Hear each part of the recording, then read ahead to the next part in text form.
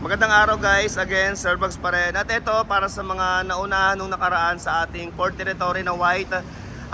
Dahil nabili agad yon sa ito sa mga nag-i-inquire sa akin, meron tayong new arrival ngayon, 2022 model, Port Territory Titanium Plus, top of the line, 1.5 turbocharged, EcoBoost, ayan, gas engine, automatic transmission, syempre first owner unit.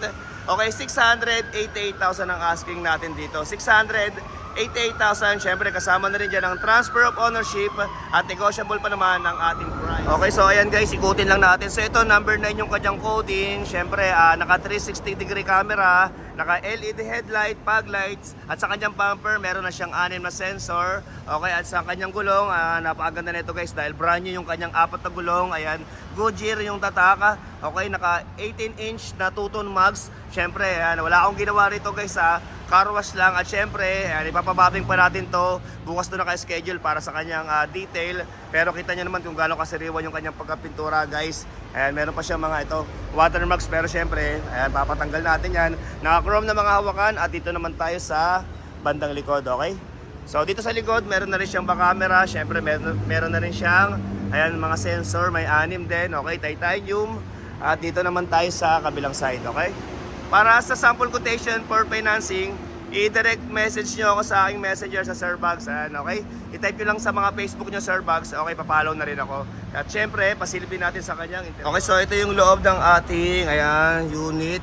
So yung kanyang saktong mileage, 44,575. Push start button. Syempre, naka leather seat lahat ng kanyang mga upuan. Ayan, naka power seat din.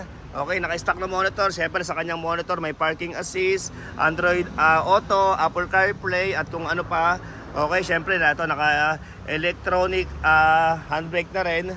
So ayan, napakasariwa na ito guys kahit sa kanyang loob. Okay, meron na rin siyang sidings na leather at meron siyang guhit dito sa guys na ilaw. Okay, meron diyang control sa kanyang monitor. At siyempre ito naman yung kanyang mga upuan sa bandang likod. Ayan. Okay, sa mga magpapa-schedule for viewing, sabihin nyo ako ahead of time or 1 day before, syempre. Okay, para ma-update ko kayo kung available pa yung unit bago tayo pumunta, okay?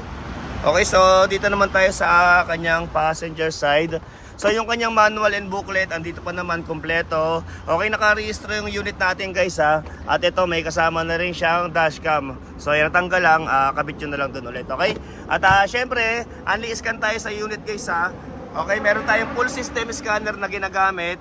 Okay, yung scanner ko na ginagamit ko tuwing bumibili ako ng kotse. Pwede ko siyang ipahiram sa inyo, okay? Ayan, unli-scan tayo sa unit Okay, so ito naman yung kanyang, ayan, dito sa bandang likod. Ayan, 2022 Port Territory Titanium Plus, okay? So ayan, ulitin ko, 2022 model, Port Territory Titanium Plus, and top of the line, 1.5 turbocharged EcoBoost, gas engine, kulay blue, first owner unit, okay, 44,000 mileage, 688,000 ang asking, 688,000, kasama na rin dyan ang transfer of ownership at syempre negotiable pa naman yung ating price. At kung okay sa inyo yung mga ganitong content, ayan, sana isang like at follow naman dyan. At kung sa YouTube naman, sana ayan, pa-subscribe na rin ako at marami pa tayong mga new arrival na unit na mga ipapakita sa mga susunod nating vlog. Okay, so hanggang dito na lang muna. Thank you very much for watching.